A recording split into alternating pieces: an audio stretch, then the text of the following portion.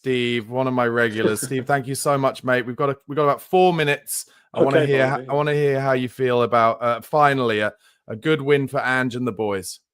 Yeah, obviously delighted. I was a bit nervous before the game. I wasn't sure, what team was going to turn up for us, but it was, the first goal was an absolute shock. It was for a lot of people, I would imagine. Yeah, and as you mentioned, Spence was fantastic. I was thinking, I knew who he was, but I was thinking, blimey, he just tore into the box and laid it off, and great finish.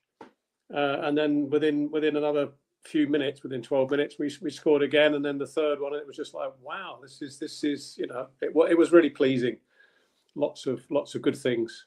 Yeah, Steve, let me know what you think about Lucas Bergvall then. For me, he's still pretty raw, but I love the fact that he always wants the ball. As a young kid, that's so important.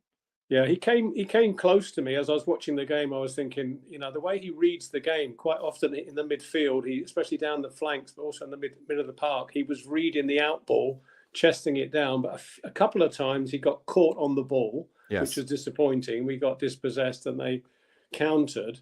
But, for his age, he's really come on leaps and bounds with every game. So, very, very impressed with him, I think the important thing with that is that when he's getting caught at the ball, most of the time it's because you can tell he's trying to do what Ange wants him to do, which is to play one more kind of aggressive pass. Yeah, that's possible. But as I say, very pleased, with his performance, along with several other players, to be honest. I was glad Maddison stepped up because it was, I've been very disappointed, like a lot of Spurs fans, with him over the last few games. He's sort of not gone missing, but not really producing anything. And the second goal he got, he was being pulled off his feet. That probably might even have been a penalty if he hadn't managed to get it in. I don't know how he got it in from that angle. Yeah, beautiful finish. So that was a beautiful finish. And it, and like the boys have been saying, when I say the boys, everyone else has been on. Obviously, they had to take the foot off the gas in the second half. I would like to have seen 1 or 2 goals. What's disappointing for me is, not unexpectedly with Werner, but Johnson, even when there's no pressure on, not really being able to do anything in the second half when he came on. So, but I'm very happy with the overall performance. Yeah, but, Johnson's a very transition-based player, isn't he? He has to have space in front of him. Yeah, it's doesn't work for him otherwise.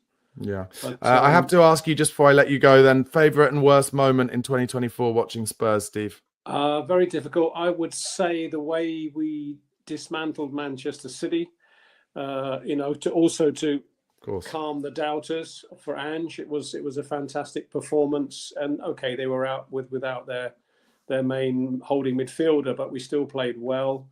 I think that was really fantastic and sort of proved that Ange ball does work even against an extremely good side at home.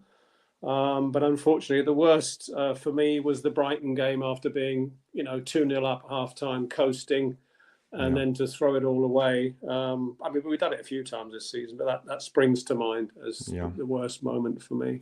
That was a difficult one, but I'm hoping that that'll be the end of the bad moments, and now we can look ahead and hopefully a Carabao Cup semi-final too. Steve, thank you so much for calling in, mate. I've got to let you go now. Yeah, no problem. But listen, have a great rest of your Sunday, and I'll speak to you hopefully after beating Man United on Thursday. Yeah, I'll be up for it. Top man. See you later.